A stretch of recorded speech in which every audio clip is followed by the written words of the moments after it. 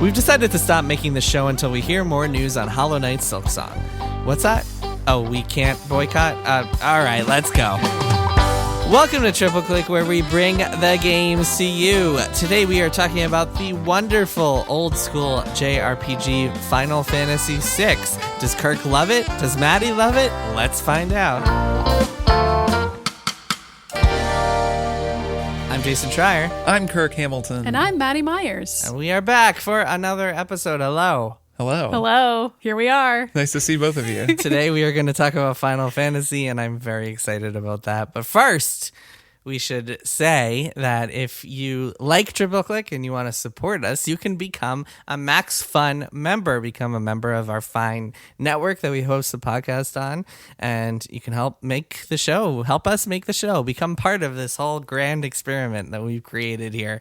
We are entirely listener supported. Grand. And on top of feeling really good about supporting the show, you also got bonus content every single month, bonus episode every single month from Triple Click, including this week's episode on The Mandalorian, which was a lot of fun. And we really enjoyed recording and talking about and geeking out about Star Wars. So that was super fun. It was so fun. That was a lot of fun. Talking about Star Wars. It was extremely good. To become a member, go to MaximumFun.org/join. If you are a new member, you will suddenly have like so much bonus content to go through from previous Beans casts and other episodes we've done. So go check it out.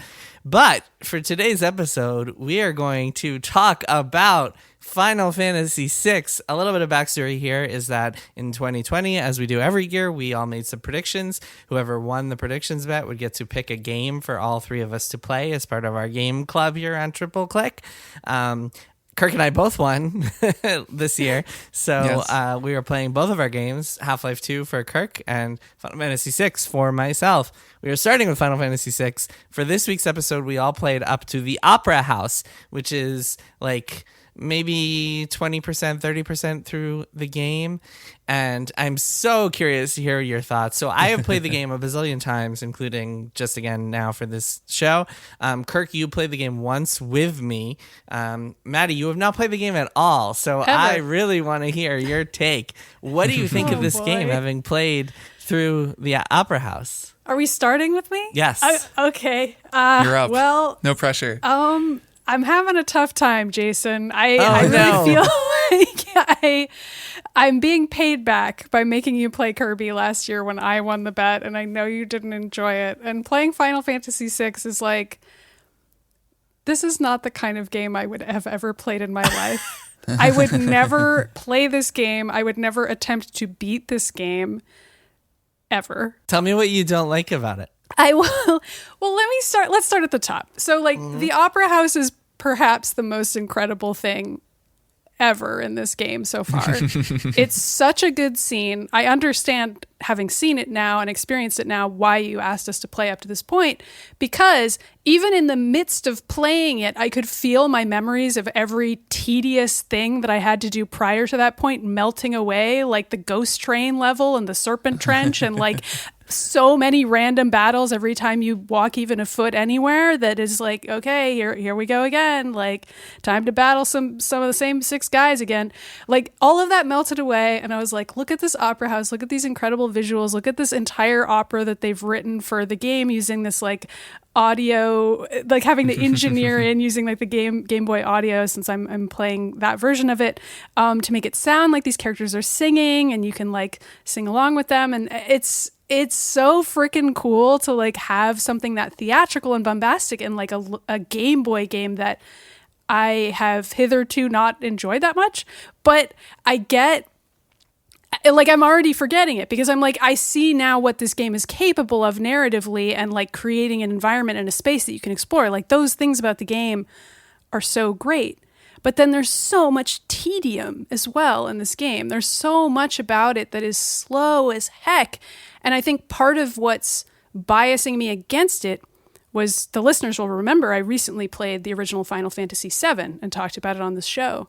But that version of the game that I played lets you do so much more skipping of battles. And I don't just mean fast forwarding. I mean the game lets you outright skip a ton of battles, which is like the tedium to me of an RPG. Yeah, it adds cheat codes. That version of the game, it adds like literal cheat codes. Yeah, it's like such an easy mode. It's like you can just basically play the game only for the story and the exploration aspects and not have to fight extremely similar battles over and over again. This is like, I'm playing the real FF6 now. Like, I'm playing all the random battles. You know what I mean? You're in the shit now, Maddie. Yeah, I mean, the problem here, I think maybe you would have enjoyed this experience a lot more if Square had actually put out a version of Final Fantasy VI that was like properly handled. Yeah. But yeah, playing in a way where you can hit a fast forward button definitely is essential for this game playing today. When you're playing a game that's like 30 years old or 25 years old, sometimes like it has these these things that have aged poorly, such as random encounters and constant random encounters. This game is like full of random encounters, and you can't just escape from them all, because then you'll find yourself underleveled when you get to a boss, and you'll just be screwed. Although there are ways to break the game that I can talk about a little bit later, where you don't really have to think about it anymore. Yeah, give me those cheat codes, please. And in fact, in the second half of the game, one of the first things you can do is you can go get a relic that actually lets you turn off random encounters, and bam, suddenly you're set for life. Doesn't break the game in a bad way where you end up being underleveled from that You point can be forward, underleveled, but you can also like selectively grind, which is a way better way of doing it, because you can go find a place where it's like, oh, okay, I can just do this for a few minutes.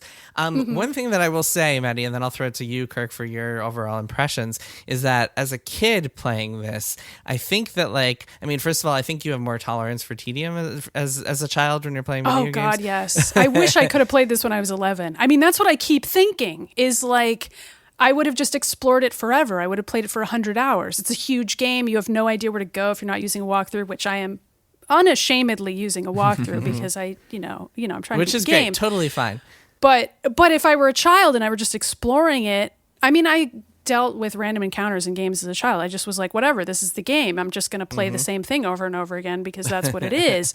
But as an adult, I'm like, I get it. I don't think the combat in this game is interesting enough for me to want to spend this many hours of my life on it, and I'd like to get to the rest of the game, please. No, it's not. Well, so the other thing is that as a kid playing it, you get to hear the music, and you can't just go on YouTube and listen to the music track. So it's like just sitting there and rocking out to this music was the reason that I got into every single point of it. And the music is really the best thing about this game, and the reason that this game is so special in my mind. Anyway, Kirk, you've been quiet. What are your kind of overall thoughts on this game? Yeah, somewhere between you and Maddie. I'm enjoying it, I guess. I had more fun watching you play it than I think I'm having playing it, only because you really knew what to do and we were kind of talking together. I don't think you weren't watching me. You were playing it and I was telling you what to do. You took over quite a bit in combat and stuff. This was the first time I'd really played the combat. And I remember at the time saying, when I really play this, I will then get a feel for how the combat actually works, which I certainly have now. I have figured out this game's combat. I've done a lot of it. And yeah, I'm struck by a few things about it. One is definitely how much of it, if you look at it as like a pie chart, this huge part of the pie is just repetitive shit that wastes your time, or just kind of empty content, like just sort of moving shit around in menus and figuring out where to put this thing or that thing, or like de-equipping all of your party so you can re-equip them later. This stuff that just takes forever. Or just walking around, which takes forever. You got sprint shoes, right? Yeah, sprint but shoes. Still, I mean, like, even with sprint shoes, it's still so slow. Like when you're in a town and you can also hold B, like with the GBA version. Yeah, but if I want to go like explore a house and find something, or I was doing this. It's still a Super Nintendo game. Everything takes forever. Yeah, no, I know. I'm just saying that is the experience I'm having, regardless of when it came out or what it is. It is like a remarkable amount of the overall time that you spend playing it is just spent on like kind of empty moving around or looking at menus. And then as a result of that, or maybe just because of the style of this game, the story is really interesting. It's a thing that's true of a lot of JRPGs and of Final Fantasy VII as well, to a point. There's a kind of a minimalism to the story where everything is painted in really broad strokes. Every character is like a total trope and like speaks in these like hilarious sentences that are just very plainly saying what they feel in a way that almost does feel like an opera at times. It feels like it's kind of got that same energy where you're dealing with all of these archetypes bouncing into one another other and expressing their inner desires in like one tiny line of usually okay translated English. Well, you're playing the Game Boy version. The Super Nintendo version is like the wild translation. But yeah. Sure. So, yes, I'm playing the GBA version as well. So there's also this funny quality where there's a kind of a hollowness to the story that it leaves space for you to fill in a lot of your own stuff, both because the art is so sort of old-looking, old-fashioned, and not detailed. You can kind of imagine what these characters look like. The character portraits, I think, are really cool because the characters never quite look like their sprites imply. When you see their portraits, they're always kind of odd-looking or sort of ugly or weird. And I like that because it tickles my imagination. And I like all of that. I like the way that you have to kind of project so much onto these characters, even if overall the story feels pretty shallow because like there's almost no subtlety, there's almost no like depth to anything that's happening. It's just very much like this bad person is doing that, and like the bad guy is literally just this like hyena laughing maniac who just wants to murder everybody for no reason. And so the story is like fun in this broad way, but then there's kind of nothing underneath it. And then so much of the game is kind of there's kind of no there that it just turns into this big kind of funny, diffuse experience that I kind of find it appealing in a way. Like it's really laid back when I play the game, but it's like you, Maddie, it's not a game I would have sought out. It's very much not the kind of game that I played as a child. And so I'm finding myself spending a lot of energy trying to imagine what it would be like to be a child who played this kind of game. I keep doing that the whole time and thinking about myself as a child. So you guys are trying to figure out what it was like to be me. I'm basically like, what was Jason like when he was 11? Well, not you, because I think I would have liked it as a kid as well, in some respects. I mean, there's some pretty prominent female characters in this game. You start out playing Terra. I think the cold open, as it were, where you're being introduced to this mysterious world where some people have magic powers and are brainwashed and controlled by this government. Like, I was so into the first hour of this game, and then I started getting really bored. But the first hour is really great, and like that world of magic, it would have really tickled me as a kid and been like, oh, this is interesting. I want to write about a bunch of fan fictions about this. Like I would have been way into it. But then I think the other issue that I have with the story that is a little bit different from yours, Kirk, is that there's also just so much of it. So it's not just that you have like these moments where like, okay, we're going to go get on a ghost train together. Apparently there's a ghost train in this world. Sure. It's also like, in addition to that, we're going to have this whole other story about this one guy's wife and kid who died, and like they're going to be on the train suddenly, and like that's very dramatic. Yeah. And I'm like, I barely know this guy, and then like we're going to have a whole other storyline about a completely other character, and there's like 12 characters who you need to remember, and like they're kind of well defined, but I'm also kind of like, I don't really know these people that well because they've each only got like 6 lines apiece total to describe everything that's ever happened to them in their entire lives. And each of those 6 lines is going to give you that piece of information about them, but it's also like, who are they? And there's so many of them. So I don't know, that part of it is kind of tough. And the other thing about the story that was surprising to me is it's very silly. Like it's very funny. Yes. There are many things about it that are just jokes. Like the octopus that you fight over and over who shows up at the opera house to be like a joke villain that is like sort of like cast in opposition to the character, quote unquote serious villain of Kefka, who's like an actual threat, or like Setzer, I guess, is the threat in that particular scene. But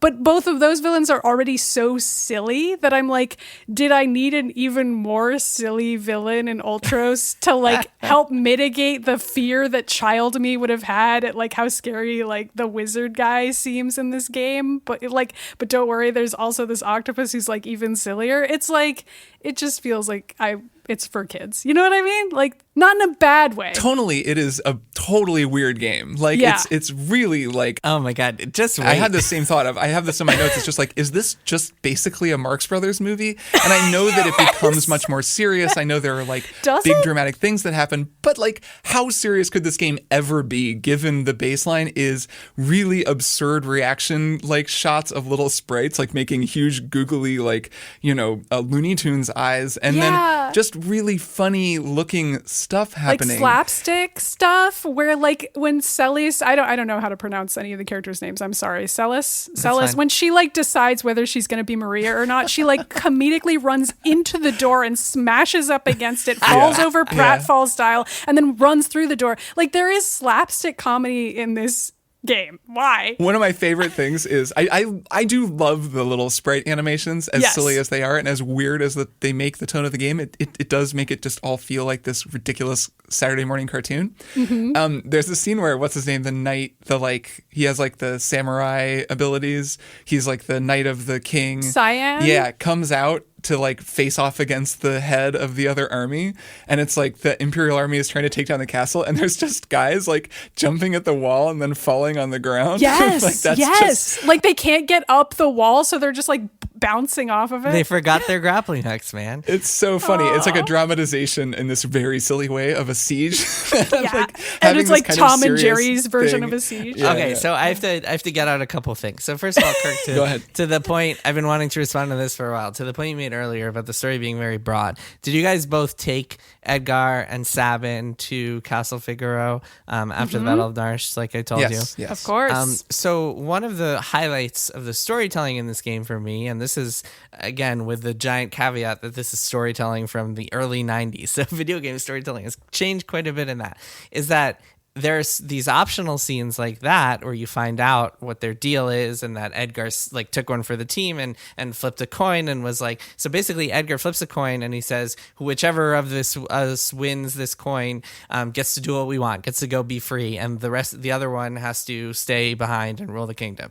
And it's heads, and Edgar's like, okay, well, I guess I have to stay, and Sabin goes and becomes a martial artist and follows his dream, and Edgar sticks around. Then about 4 hours later in story time, maybe less, 2 hours later in story time, you get on Setzer's airship after the opera house, and Edgar and like Celes makes a bet with Setzer that like, oh, we're gonna flip this coin, and it's heads, and Setzer picks it up and he's like, a two-headed coin. And if you have Sabin in your party at that point, he's like, wait a minute, what? Like 10 years earlier he learned this thing. So it's like there are a lot of those moments that are super cool that only happen in like if you have the right party configuration, and I always really enjoyed that about this game. Same with Locke's story, which I think is also like told a lot through optional cutscenes. The other point I wanted to make is that, yeah, this game is very much about giant tonal disparities and constant giant tonal disparities. The second half of the game, I don't want to spoil it because we will be playing more, but the second half of this game is a giant tonal shift, and like it's almost... it's like super bleak to the point where it's like actually gets depressing, and it's like you're remembering some of the slapstick stuff. When you start seeing stuff, like you might get really into it. And I'm curious, like, are you guys, Maddy, are you like curious to know what's up with Terra? Are you curious to see what's going to happen next? I mean, they've sort of implied some stuff. Like you meet this other old Esper guy and learn what Espers are, and he turns into a rock, video game stuff. Sure. And so, of course, she like either is human or is an Esper, or is like one or the other of those things, or both of those things. And I'm sure that that'll be a dramatic reveal as to the true state of her nature, and her inability to experience emotions is already a running theme with her. I think all of that is very interesting, but again, I'm like, it's odd to play a game that has these extremely serious moments juxtaposed with like just the goofiest shit you've ever seen in your life. And like I feel like that pendulum swing is a lot stronger in Final Fantasy VI than Final Fantasy VII, which is only really my point of comparison because I just played it, and that was another scenario where I was like, wow, this is a game with little sprites who are experiencing PTSD, and like, how do you depict like a flashback and like a serious moment where like Cloud is walking around slowly and he's like 6 pixels tall or whatever, and like how do you like how do you convey that in a game that has very limited visuals and still have it be really emotionally affecting? And I thought that game did a good job of that, and this game does too sometimes, but then other times I'm like, this is not working for me at all. So I mean, it's clearly like they were working some things out in terms of what kinds of stories they wanted to tell in a game like this, and FF6 just feels like it has a lot of ideas in it, and like no one said no to any idea story-wise. It's like every single thing, like the silliest idea, the darkest idea. It's an ensemble cast, yeah. But it's not even just that it's an ensemble cast. It's like every single idea is here. Well, okay, but there's a thing that's like, I think that once you like, you're still in the first couple of layers of the onion that is the story, and I think as you like, no, I'm not saying your points aren't valid, because they're totally valid. No, I know. It's hilarious to me that like I have 20 hours to go, and I'm like, right? Yeah, and there's gonna be even more absurd things that happen in the game. You know what I mean? But continue. The game gets better. The game does get better. Now that you have espers and like you're learning that mechanic and like you can teach all your characters magic, things will get better for you. But but so like even the characters who are generally full of slapstick, like Cyan and like Gao, who you meet on the belt and is like a joke of a character, like really turns out they have like there's some twists in there, and a lot of that stuff is also very optional. And there's like this heartbreaking stuff scene involving Gao that like you only get in the second half of the game if you take him to a certain place, and then you see like his tragic backstory, and so there's some stuff like that in the game that I think like in retrospect might make you appreciate some of the older stuff more and some of the slapstick stuff more, because it's very much a game where like some of these characters are like trying to like put facades on to hide real sadness, like Edgar, for example, his womanizing, which is a whole thing that's like super weird and creepy. Not super funny in 2021, at least not no, to not me. at all. No, not at all. Not something that is justifiable, not something that is aged well, but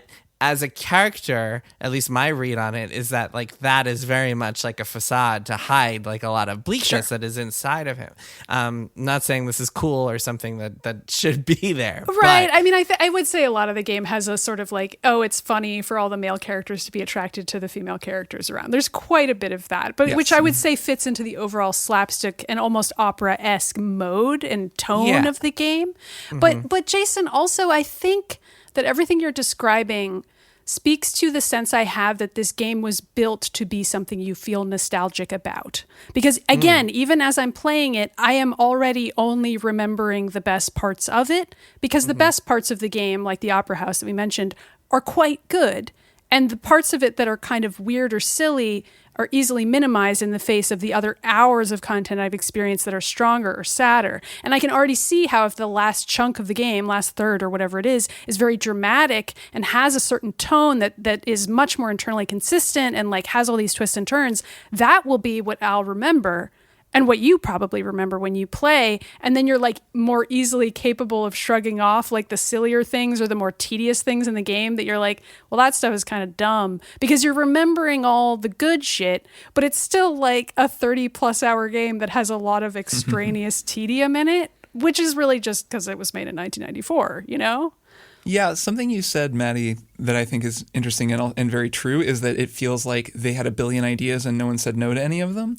I feel this way about Final Fantasy VII as well, and it's funny because I played that one for a letter series. I played this one because I tied Jason in this bet, and so I always wind up playing these games as a result of some kind of a deal, because that's the way to get me to play them. Yep. And I had the same thought, which is it's totally wild how much ground these games cover. And this does establish the kind of Final Fantasy, or it continues to establish the Final Fantasy framework of a ton of variety, just sort of moving from thing to thing to thing to thing to thing, and never settling into the steady groove that you get into with like a Dragon Age Inquisition or The Witcher or like a Western RPG, where pretty early on you're just in the world and you're doing side quests, and it's kind of this vibe, where Final Fantasy is much more, you've got one party and then one person leaves and then suddenly you're somewhere else and then everyone's different and you're playing a different character and now you're here and they're mixing up differently and you're meeting a new person and now you're doing this and that. It's much more handcrafted. It's like, it moves in a very handcrafted way that would be impossible in a modern game, only because it would be so expensive to do all of this stuff. Like the Ghost Train sequence alone would take 1,000,000 years, and that would be the first thing on the cutting room floor. Like that's its own whole game, like if you want to do that. Or the Serpent Trench, like anything where you're like flying around those riverbeds and all that stuff, like that's its own entire other world. The whole sequence where Locke is sneaking around the town and he's stealing costumes and like changing outfits so that he can get out, which is really cool. They were able to do it because the game is so low res across the board. They could just really easily, I'm sure it wasn't easy, but like they could feasibly make this stuff and then just stick it all together. Yeah, I think they said they made this game in a year, by the way. Right, so it has this kind of feeling of extreme broadness that I do think at times the story suffers, even though I'm sure that over time, like it does flesh out. And I like the thing with the coin too, even though that's kind of feels in ways like the exception that proves the rule. Like that's a cool little example of subtlety and like a callback to a thing, but there aren't that many of those. Like it's not like that's happening all the time. Mostly it's people just being like, hey, I'm sad, and then like another person being like, I don't know. No, there are a fair number of those. There are like a good number of big More ones throughout the callbacks, game. you mean? No, like subtle storytelling moments that like reveal a lot more about the characters that you have to really piece together yourself. And you just haven't gotten to them yet, Kirk. Broadly, though, it is painting with a very broad brush, and it's not a lot of depth because they are not able to convey the depth with the technology that they had available to them, and they opted instead to have a ton of variety and this whole thing that is just this like really variable experience, which is interesting and doesn't feel modern in any way, but that actually kind of makes it stand out to me more when I'm playing it. It feels more like a different kind of an experience that I just don't really have playing games now. Yeah, well, so there's some things in this game that like you would never have seen ever before, like splitting your characters into parties and defending choke points, and like as enemies come towards you, like or like having 3 scenarios and getting to play them like one at a time to see what all the characters are doing. Like these are things that RPGs were not doing back then in any real capacity, or like the lock thing that you mentioned, like stealing costumes. It really is just throwing one thing after another at you. And if like some of those things wind up not resonating with you, then I can totally see why you would bounce off this game. Like Maddy, it seems like you really didn't like the Phantom Train. Personally, I was like blown away at this concept just story of like wise, a I was train. like, why? Yeah, there's a little bit like, what the hell is happening? Yeah, well, Why so are we it's here? this concept of like a train in the middle of the forest that like shepherds lost souls. I mean, I looks think cool.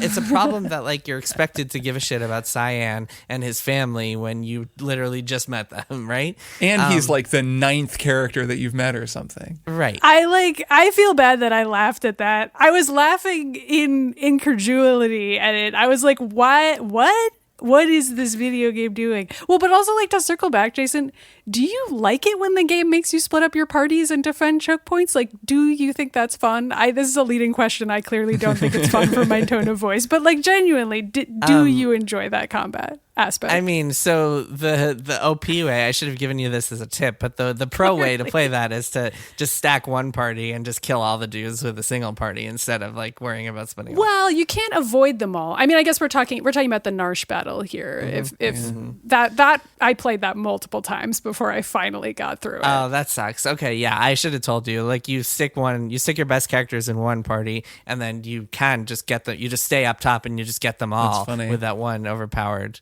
party. I kind of have gotten it to the point where I have 3 or 4 characters that are just ludicrously overpowered with area of attack. Like Gao has this one rage ability that I got that just murders everybody, and Saban has his whatever that's called, Rising Phoenix, that murders everybody, and Edgar's Bioblaster murders everybody in that battle. Oh, excellent. So I mean, you can. I just made parties that were completely unstoppable. It's very easy to break this game. Yeah. Did you guys get the chainsaw when you were in Zozo? Yes, I have it. Yeah. That helps break animation. the game too. Speaking of weird things in this game, I love the chainsaw because he puts on a Jason mask sometimes. You're like, okay, sure.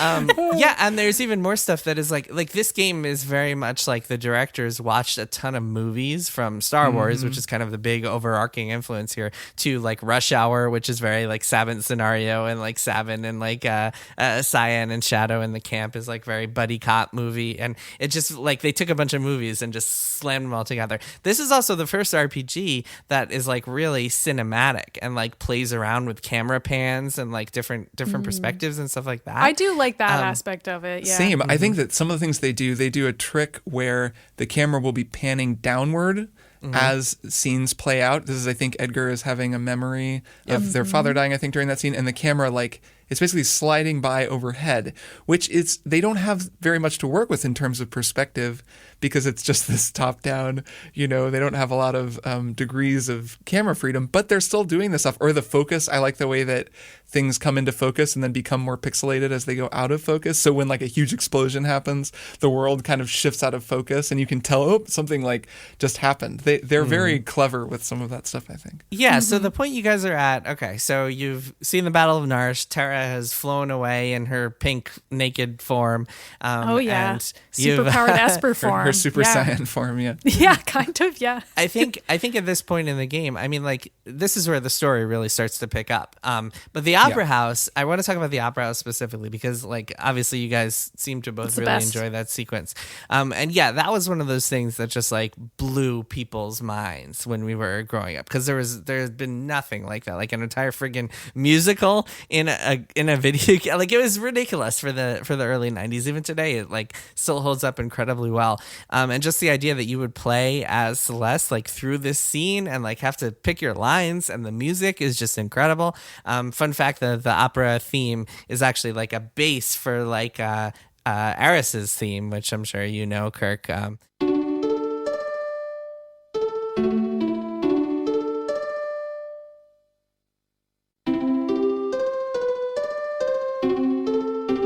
It is. I have that in my notes. At the very beginning, it starts with almost the same sequence as Aerith's theme. So already, like, we know shit is gonna get real when you start hearing those three notes that like a little chime, and it starts playing. Tug the heartstrings. Yeah, it's a good song.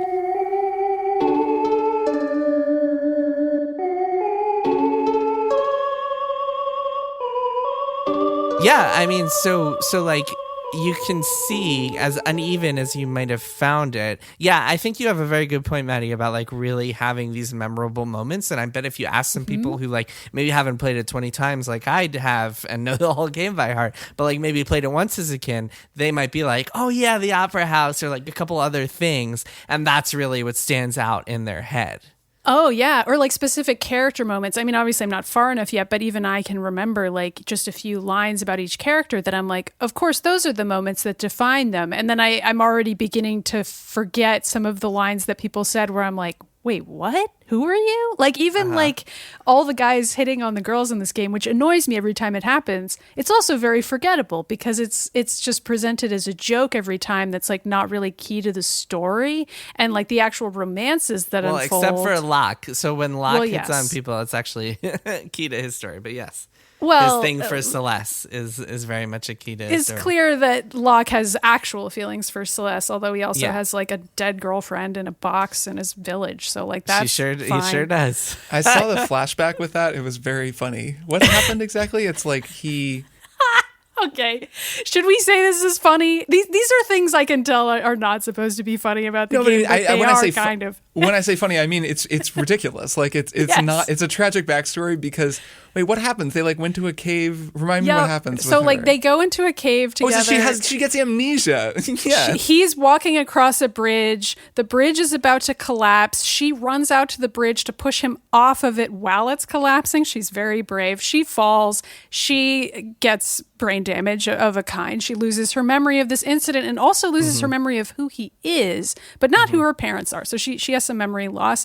And her parents blame him for all of this and kick him out dramatically, and so they've broken up. But then also she gets killed by the Empire. And then she dies. It's just she dies in a war imperial attack, and he feels bad that he didn't force himself into her life, even though she didn't remember who he was. And I thought was funny about that was just that as tragic backstories go, it was just funny that there's an extra amnesia wrinkle in the middle of it, and I found that funny. She could have just died in the war. She could have just fallen and died, and instead it's like, then she lost her memory and her family kicked me out, and then she died anyways off screen somewhere. And I was like, what was that backstory? Like, what? It's like they fridged her and then they, like, did it again. They were like, two fridgings is perfect. They wrote a backstory and then they realized they actually needed a reason for Locke to hate the Empire, so then they had Oh, yes, more. Of course. Yeah, they needed to motivate him. It feels a little bit ham-fisted. And, like, clearly he's going to find some piece of treasure that resurrects her because, like, various characters keep mentioning that there's some sort of relic that does that, and then I'm sure he's going to have some moral quandary about whether he should be with his dead girlfriend who didn't remember who he was when she died, or if he should be with Celes, who, like, may or may not be attracted to him. Yeah. But I'm sure she will be by the end of the game because it's a whole Han Solo Princess Leia thing. So, like, fine. They hate each other now, but, you know, will they, won't they? Those are my predictions, Jason. You can laugh gently at me because I'm sure I'm wrong. I guess we'll see. Well, I'm glad that you want to see what happens next. So So Sure, you don't why hate not? it that much that you. I don't.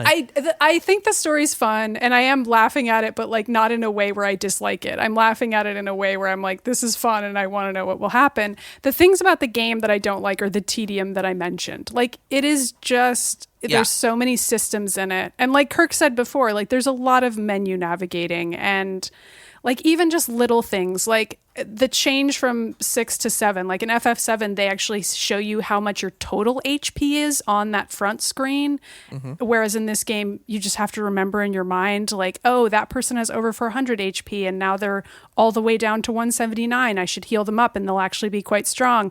Or maybe, oh, they only have 220 HP. Like, it's not really that big of a deal if they're not healed all the way up. Do you know what I'm talking about? Like, just little UI changes like that make a big difference. Have you guys are using Optimize for equipment, right? Like, of course. Yeah, thank God for Optimize. Yeah, thank God. Yeah, I mean, what would you do without that button? Yeah, there are ways you can kind of streamline it. But yeah, there's definitely menuing, especially once you get espers and you have to worry about relics. And like every time you get a new party, you have to equip your espers, equip your relics, equip your equipment. Yeah, it can be a real pain. Again, we're talking about a game from the early 90s. Oh, so, yeah. like, Yeah, fundamentally, there's going to be a lot of this stuff. And yeah, JRPGs in general are tedious. I'm currently playing a modern JRPG that I'll talk about after the break. I think that that's an interesting thing that maybe we'll come back to when we're at the end of the game. But I think that the way that this, as much as this is a game from the 90s, and you've said that a bunch of times, well, again, this is a game from the 90s. It's very old-fashioned. There are a lot of things that this game does that modern JRPGs still do. Like, it established... It is part of the establishment of a framework that sort of perplexingly still carries on to this day and is thought of fondly. And like every time one of like a JRPG in one of these long running franchises, a Dragon Quest or a Final Fantasy comes out, there's always still some amount of this weird cruft that just requires you to get through it. Well, because some people don't see it as craft. It's important to establish here that like some people enjoy the rhythm of these. In fact, I think it was Kirk Hamilton who wrote an article about like liking random encounters and defending random encounters. No, I like turn-based battles. I don't like random encounters. Turn-based battles. Good Lord, come on. Yeah, well, I think that like there's some people. There's some people who still have a fondness for it. I'm sure, and there are people who still like these games. If you ask the developers of these games, almost all of the time would say, "Oh yeah, we had invisible random encounters because we literally couldn't show enemies. Like we didn't have the memory limits."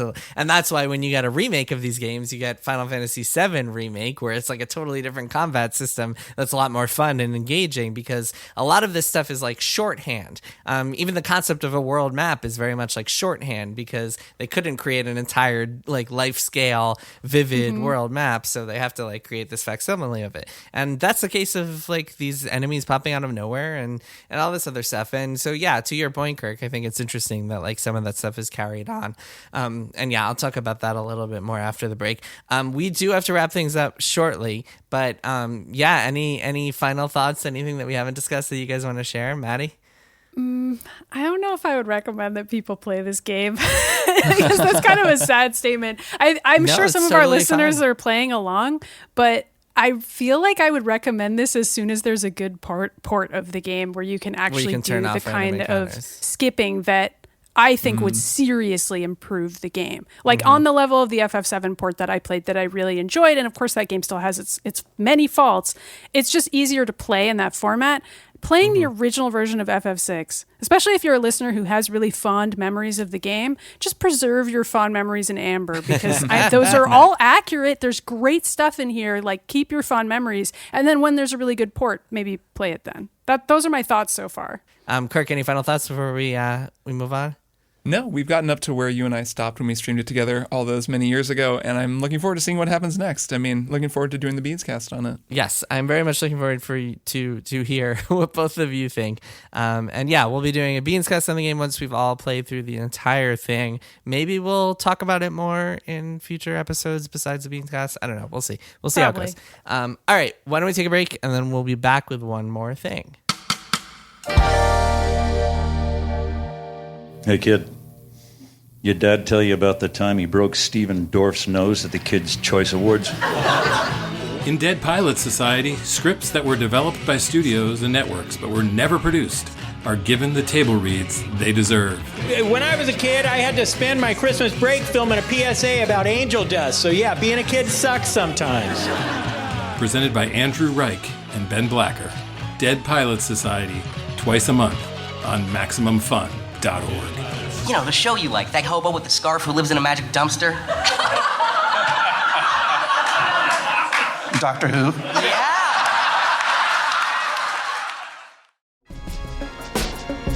Readers have a lot of problems. How do you juggle your holds at the library? Well, how do you decide what to read next? What do you do when you find out an author you love is a huge trash baby?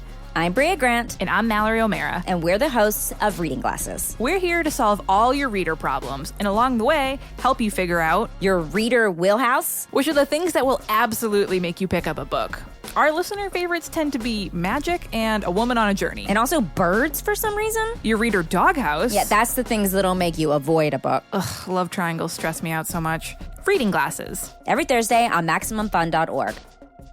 And we are back. Kirk, Maddy, it is time for one more thing. I'm going to go first because mine is very relevant. I've been playing a game called Bravely Default 2, which is a new game that comes out on Friday for the Nintendo Switch. And I've played 6-7 hours, not a ton of it yet. But this is a game that is, funny enough, an old school JRPG. This is in the lineage of a series of games going all the way back to Final Fantasy The Four Heroes of Light for the DS, which was a very strange game that was designed to recreate old school JRPGs, and then that led to Bravely Default, and then there was Bravely Second, and then Bravely Default 2. There's a game called Bravely Second, and then a game called Bravely Default 2. That is Square Enix for you. That makes sense. Yeah. So this is very much like an old school JRPG. There aren't random encounters. You see them on the map, but it's turn-based battles. There's items. It's so funny and bizarre playing this next to Final Fantasy VI because I bet. Some of the spell names, the item names, the naming conventions are all very similar. You pick up a Phoenix Down and use it to revive. You use a tent to heal your party. Even to the point where it's Firaga and Fyra, the same magic spells. There's a raise spell and then an arise spell that raises your character at full health. It's exactly the same as Final Fantasy VI. It's so strange to be playing both at once. The combat system is a lot more fun because it's a lot more elaborate and you can do a lot more complicated things with the whole Brave default system, which is basically you can take a loan on future turns and then use them all at once. So you can store up a bunch of turns and then use them, and it's complicated. The key is what you really want to do is you take a loan of the GameStop turn and then at the right time you cash that in and you get maximum damage. Right. You short on your turns. You definitely don't give it to somebody else and then find out that you have fewer turns than you thought and so on and Definitely so forth. not. You have to sell at the right time. Yeah. Exactly. But so I've enjoyed it. It's really tough actually. And I've only recently just started really figuring out how to unlock the quirks of its combat, but it's very much a game where you need to there's also a job system, so all your characters can get different classes and you have to use all the nitty-gritty parts of these jobs. But the story is I guess I'm interested in the story because these games usually have fun twists and turns, but the story is literally you meet this girl who turns out to be a princess and is looking for the 4 crystals of earth, water, fire, and wind, and it's oh my god, this has been the same story of every JRPG since the original Final Fantasy. I guess Final Fantasy VI doesn't have crystals. Magicite, I guess, does count as crystals, but this has been the kind of finding the 4 elemental crystals has been the story of so many friggin' games now that it's oh my god, there was a point where because a lot of these games hadn't been made, it was around 2012 when Bravely Default came out, and it had been a while since we'd seen games like this. It was oh cool, a homage, and it felt a lot more fresh. But now, because we've seen a lot more of these games, it's a lot less like that, and it's a lot more tired. Maybe it's also because I'm playing Final Fantasy VI at the same time. but I'm enjoying it. I mean, it's a good game if you're out there, if you're a JRPG fan and you're wondering, should I check out Bravely Default 2? I'm definitely enjoying it so far, and the complications of combat are really interesting to me. There are a lot of really tough boss fights that I've been struggling to get through and enjoying a lot. Nice. Cool. But yeah, man, I am definitely getting a lot of turn-based JRPGs these days. I guess so. Yeah, Need to switch to Mario or something. Get a palate cleanser. Maddy, what about you? What's your one more thing? So, since I was playing Final Fantasy VI and I had a lot of battles where not that much dialogue was happening, I got some podcast listening done, and I finally listened to this podcast that Kirk has recommended in the past, and many people have recommended to me in the past, and it's called You're Wrong About, and it's a couple of reporters who go back and look at public figures. A lot of times it's women, but not always, who people made a lot of assumptions about and got wrong in some notable way, or even just notable crimes that were committed where the public perception of it isn't super well known, and there's like a media narrative that was constructed at the time that people had about it, but that doesn't really have all the facts, and they'll revisit that and do a really deep explainer about it. The one I started with was the 5-part Princess Diana series that they did, which is a little different from what they usually do because it was quite long and detailed. But I watched all of The Crown on Netflix and I liked it. And I had spent all of it Googling, like, how accurate is this about like literally every plot line on the show. And then after the fact, I was like looking up a bunch of stuff. And even though I had done that, the Princess Di series on You're Wrong About still told me a lot of new stuff that I did not know about her, and I was very fascinated by that. And then I listened to the Monica Lewinsky one, and there's one about Matthew Shepard, who's a gay guy who was killed in a hate crime in the 90s, and that's all I've got so far. But oh yeah, I mean they go back and like talk about scandals where you think you know what the whole story was, and then you learn a bunch more about it. And I don't know, I'm just finding it really fascinating, and I recommend it. Cool. Yeah, I love this show, and to recommend a few more since I've been going through their whole backlog. And yeah, it's like anti-nostalgia in a way. It's things that you remember, but the whole point is to puncture our memory and to show us how the story as we were presented it was actually really fucked up a lot of the time. And that reminds me of the whole Britney Spears thing that's in the news yes now. Yeah, I wonder if they'll probably do an episode about Britney Spears, and it'll be fantastic. And I should say, though, as much as each episode is a bummer, they are hilarious. Both hosts are very funny. Sarah Marshall is like freaking hilarious person, and they're both they both play their roles very well, and she's the master of the rejoinder. It's a great show. A couple episodes that I recommend to people that they might like is there's one about Yoko Ono and John Lennon, super good. There's one about Ebonics that I just listened to, about the whole Ebonics thing that happened, that is, I will warn you, enraging, because the truth of that story and like what I remember when I was a kid and it was happening, they're so separate from one another. It's the most fucked up thing that happened, but it's a great one. Everyone should listen to that episode. It's amazing. And then their O.J. Simpson, endless series on O.J. Simpson is just like really great. They just do periodic episodes, it seems, about O.J. Like I was trying to figure out where to start with O.J. Simpson, and then I was looking at the backlog and I was like, it looks like they just do one about O.J. every few months. Is that You right? can go back to the beginning. I think that the first one is I think it must be about Nicole Brown. I think that the first one is about her, and the first two are about her, but there's a whole subseries about Kato Kaelin, which is fascinating. There's like 5 episodes about Paula Barbieri, who is the model who was dating OJ through the trial. And I know everything about Paula Barbieri now, who is someone whose name I couldn't have even remembered before this. Anyways, I love that show, and it's your one more thing, but I'm very glad that you're listening to it. And the archives are fantastic. I definitely recommend it if anybody is playing a game where there's not a lot happening in the game and you just want to stimulate your brain. It's perfect for that. Perfect podcast very, for very that. good. Yeah, Final Fantasy VI is a good game to play while listening to podcasts or watching a TV show. I gotta say. So true. Kirk, what's your one more thing? My one more thing is another JRPG called Demon's Souls. Cool. Very different kind of JRPG. Yeah, it's a Japanese game that could technically be called a role-playing game. I have played a ton of Demon's Souls now. Again, this is a copy that Sony sent me pretty near the end. I could talk about this game forever. We just did a whole Souls series. I really love it a lot. It's... I don't know if it'll quite stick with me the way that Bloodborne did, just because the story and the world aren't quite as, I'm almost at the end. I've only got a couple bosses left, and it just doesn't quite have that sort of bewitching thing that Bloodborne did. Well, it's disparate. It's 5 disparate worlds that, have nothing to do with one another other than though the Tower of Latria is one of the best levels in any Souls game I've ever played. Yeah, I can't believe how cool it is, and it looks so amazing in the remake. Holy shit. Tower of Latria... worth playing for that alone. It's so cool.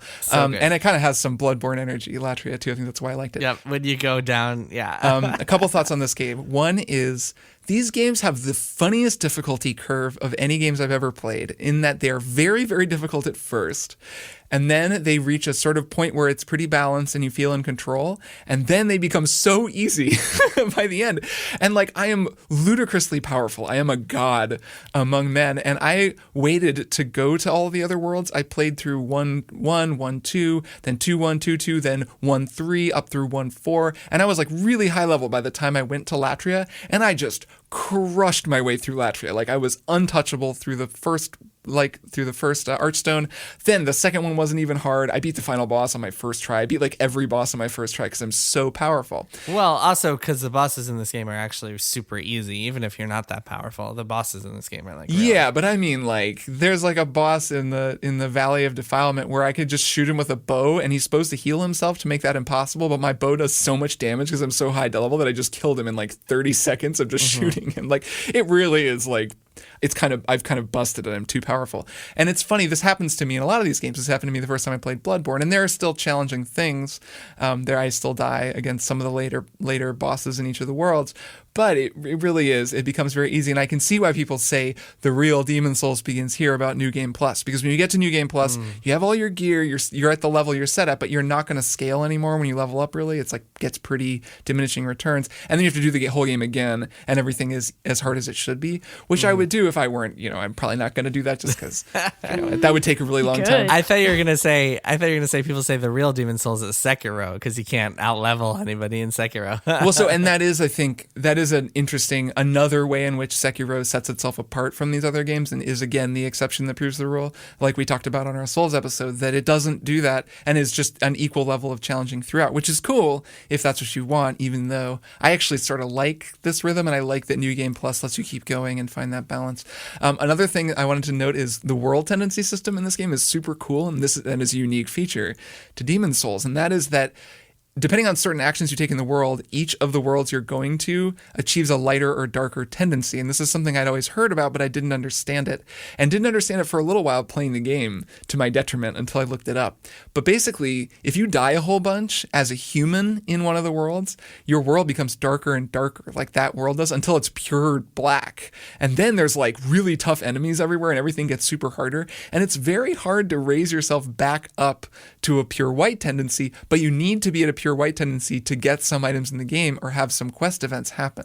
So that, and also you can go to pure dark and get some things too. But it's also really hard to get that much dark because you are only in human form when you beat a boss, and then you die, and then you become in soul form the rest of the time. Right. You would need to, you could be thoughtlessly using the blue stones to make yourself human all over the place to get more health. Like if someone didn't know. But you would have to really deliberately like make this happen. Like it's harder to stumble upon. Well, if someone didn't know, you could just think like, well, I've got all these things to make me human. I'm going to be human. And then you just die and you're not realizing that you're making the game harder for yourself, and then you're stuck, which I do think happens to lots of people. And I needed to upgrade my claymore, this thing you can only get in pure white of World 2. Anyways, I was kind of stuck at neutral because I had died in human form enough times to get it stuck there, and there was no good way to make it white. So I got into this system, and what I wound up doing was I asked a few friends, we were trying it, but then I went on the Triple Click Discord, and I was like, there's a Soulsborne channel there, and I was like, hey, does anyone want to just come and invade my world and let me kill them? Because that's something that'll level up your world and make it more white. So Boomy Giraffe, if you're out there, Boomy Giraffe was like, sure, man, I'll do it, whatever. He's like way higher level than me and still playing. So he just comes in and like a champ just stands there, and I like just chop him down with my sword, and we're kind of chatting on Discord, and he just keeps coming in and I'm like murdering him, and it made my world pure white, and I could get my get the sword. And I think the system is very cool.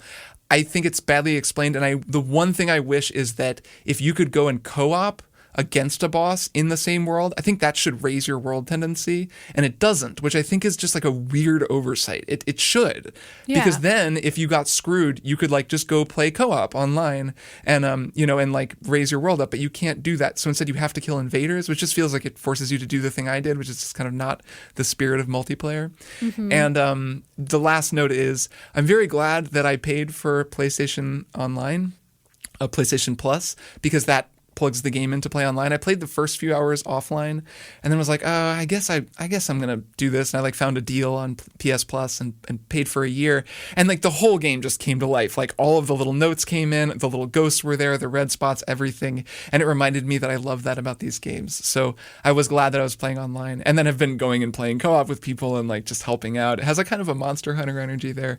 So I'm loving it. It's fantastic. It's a great launch game, even though it's really 10 years years old. Like, it really is a really cool PS5 showcase. It's a system seller. Yes, I think you've hooked Maddie. Maddie is like, oh man, I have to play this game I'm thinking about after the 20 hours you forced me to play Final Fantasy VI, Jason. I was truly having that thought. It's clear that it was all over my face. I just was sitting here thinking like, man, I really want to play some Dark Souls after we finish recording this. Yeah. When you finish Dark Souls, I bet you'll like Demon Souls. They're very complimentary, and this makes me want to go play Dark Souls. I just want to play something I feel like I understand what I'm doing there. I'm making progress in a tangible way. And I'm not just moving items around in a box. That's all I want. Yeah, but at least you get to listen to the soundtrack, the Final Fantasy VI soundtrack. It's true. We didn't really talk about it that much, but yeah, it is great. It is great. Amazing. And all the different motifs. Kirk should really do a strong songs on it. But that's for another time. All right. That is it for this week's episode. I will see you both next week. Yep. See you both next week. Bye. Triple Click is produced by Jason Schreier, Maddie Myers, and me, Kirk Hamilton. I edit and mix the show and also wrote our theme music. Our show art is by Tom DJ. Some of the games and products we talked about on this episode may have been sent to us for free for review consideration. You can find a link to our ethics policy in the show notes. Triple Click is a proud member of the Maximum Fun Podcast Network, and if you like our show, we hope you'll consider supporting us by becoming a member at MaximumFun.org/join. Find us on Twitter at TripleClickPod, send email to tripleclick@MaximumFun.org, and find a link to our Discord in the show notes. Thanks for listening. See you next time.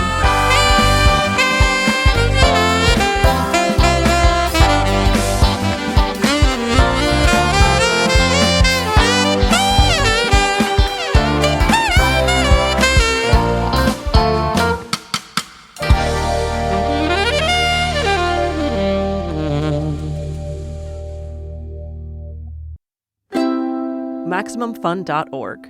Comedy and culture. Artist owned. Audience supported.